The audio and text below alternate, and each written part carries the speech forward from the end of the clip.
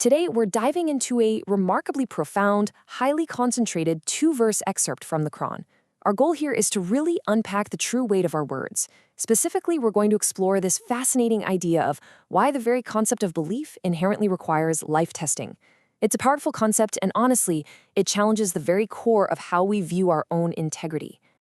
I want you to pause for a second and really think about this with me. When we claim we hold a certain value, when we confidently declare that we believe in something with all our heart, is that mere declaration enough? Or does reality inevitably have to push back? We live in a world where it is incredibly easy to broadcast our virtues, but the text we're examining today asks us a tough question. Does just saying it ever truly count without some kind of real-world resistance? All right, let's kick things off with Section 1, the weight of we believe. We're going to look really closely at the opening of our source text, starting with a beautifully simple yet heavily loaded claim. It asks, do people think once they say we believe? Look at that Socratic hook. It immediately challenges the sheer ease with which we can vocalize our convictions. Think about how effortless it is to just update a social media bio with our core values or our beliefs. It literally costs us absolutely nothing to type those words. The text is pointing a massive spotlight right at that human tendency to assume that the declaration itself is the finish line. But then, the text hits us with this incredible pivot that they will be left without being put to the test. This violently disrupts the comfort of those spoken words by introducing the absolute necessity of the crucible.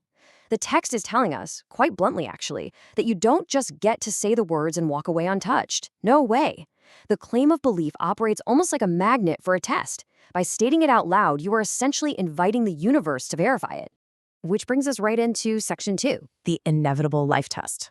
So, here is the crucial takeaway. This text doesn't look at life's friction as some random glitch in the system or a cosmic accident. The test isn't an arbitrary punishment. Rather, it's an essential filtration mechanism. Think of it like a giant sieve.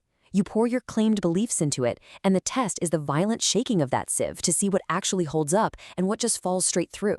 It is designed to challenge whatever we just claim to believe, completely separating the authentic from the superficial.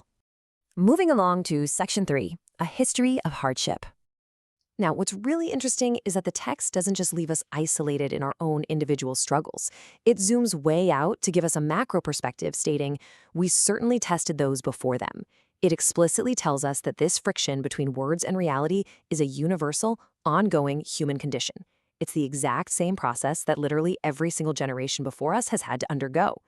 Look at how this builds a clear continuum. First, you've got the past, the historical precedent of those before us who faced the friction of reality. That totally sets the stage for the present, our current declarations, our modern moments of saying, we believe.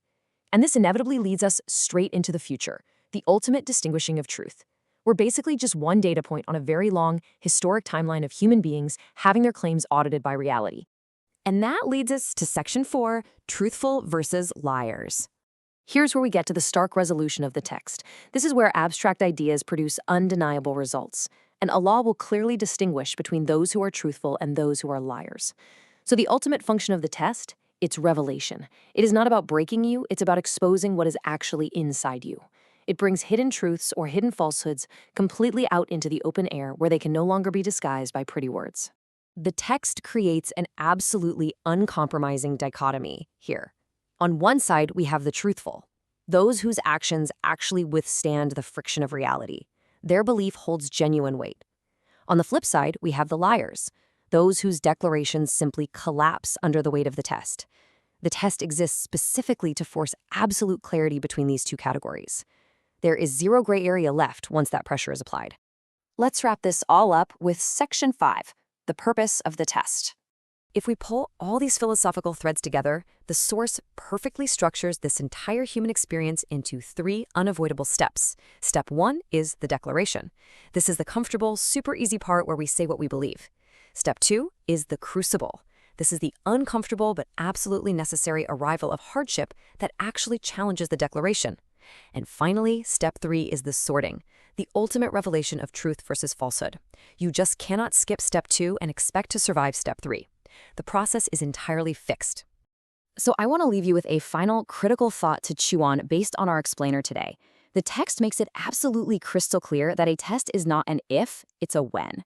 When reality inevitably arrives to challenge your words, when the sheer friction of life demands proof of your declarations, where will you find yourself? When your I believe is put into the crucible, which side of the line will you stand on?